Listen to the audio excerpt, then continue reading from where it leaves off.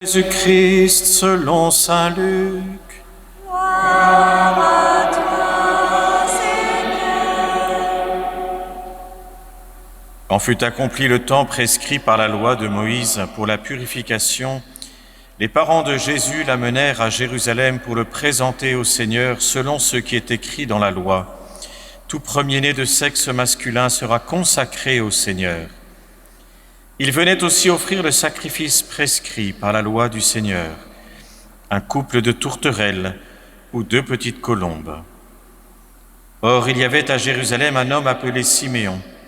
C'était un homme juste et religieux qui attendait la consolation d'Israël, et l'Esprit Saint était sur lui.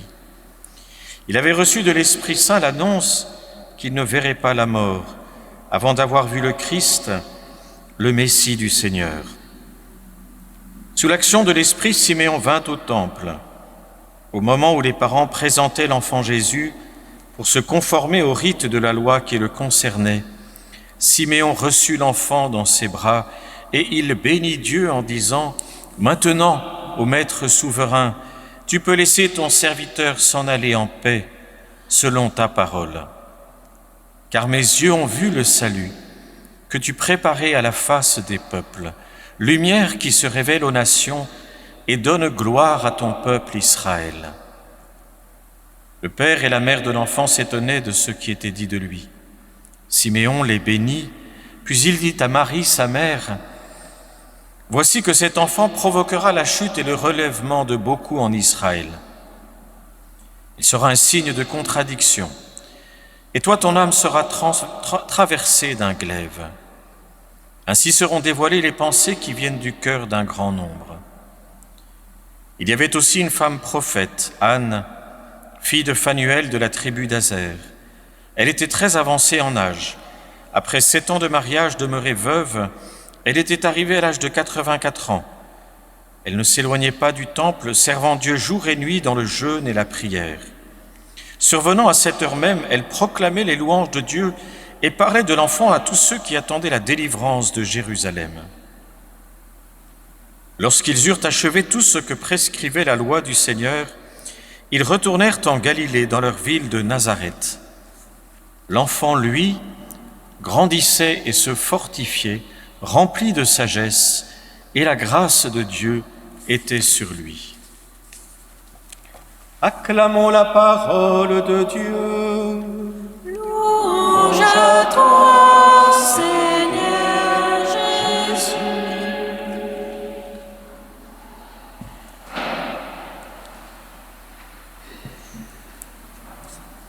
Nous célébrons la Sainte Famille.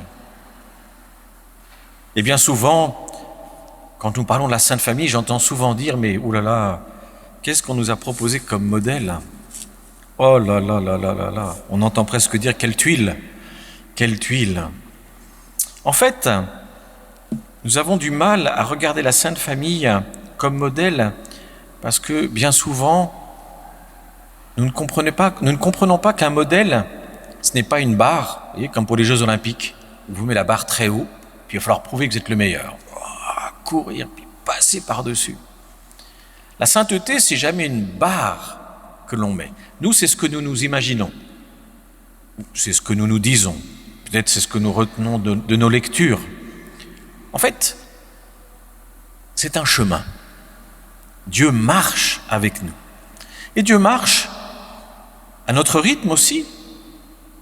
Et puis, il nous aide aussi à faire des pas, à grandir. Mais c'est un chemin. Et à ce titre, la Sainte Famille nous montre comment, dans la vie, nous sommes appelés à accueillir le dessein de Dieu sur nous. Et on voit 2 êtres, Marie et Joseph, qui vont accueillir des choses qui les dépassent. Marie, le don de l'incarnation, le reçoit dans sa foi. Joseph, qui découvre que sa femme est enceinte, sans qu'il ait, en le découvrant, donc n'ayant pas été prévenu par l'ange avant, mais après. On pourrait parler du départ en Égypte, partir à l'étranger. Encore faut-il en connaître la langue, vivre à l'étranger. En fait, quand on regarde la vie de la Sainte Famille de près, quand on regarde ce qu'ils ont eu à vivre dans le concret, on voit deux êtres qui en fait ont accueilli la vie, accueilli les circonstances de la vie qui se sont imposées à eux. On pourrait aussi mentionner, je n'ai pas pris l'ordre chronologique, mais lorsque ils vont devoir aller à Bethléem, ça tombe au moment où elle devait enfanter. Faire un voyage quand on est à terme, surtout vu les conditions de l'époque, c'est une épreuve.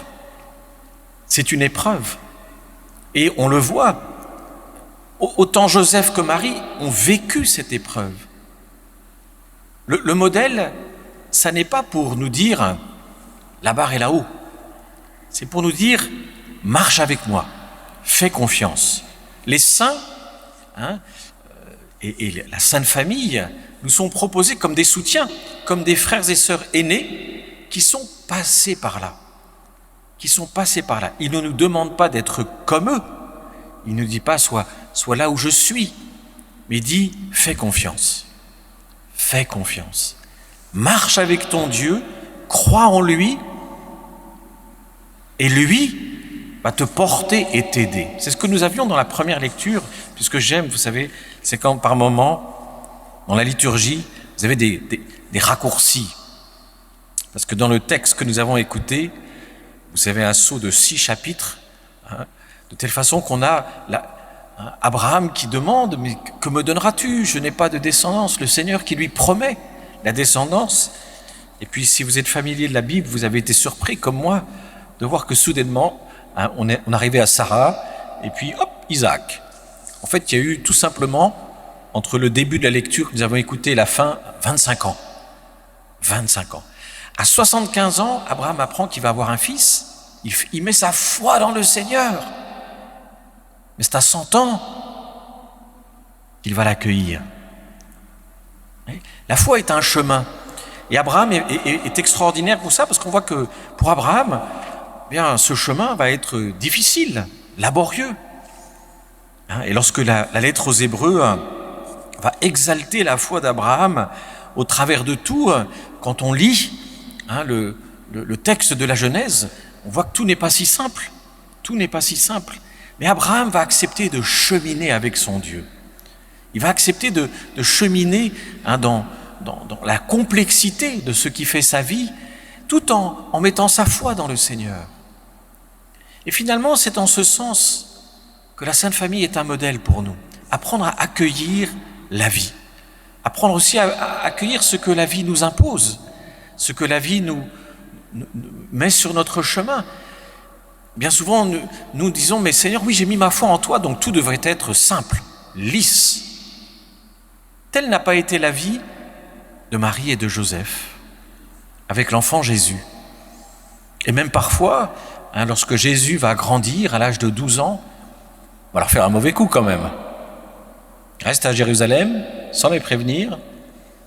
Eux rentrent, alors on s'imagine, comme c'était les caravanes de l'époque, on se connaissait, donc les enfants étaient entre eux, on ne s'inquiétait pas, parce qu'on ne voyait pas tout de suite son fils.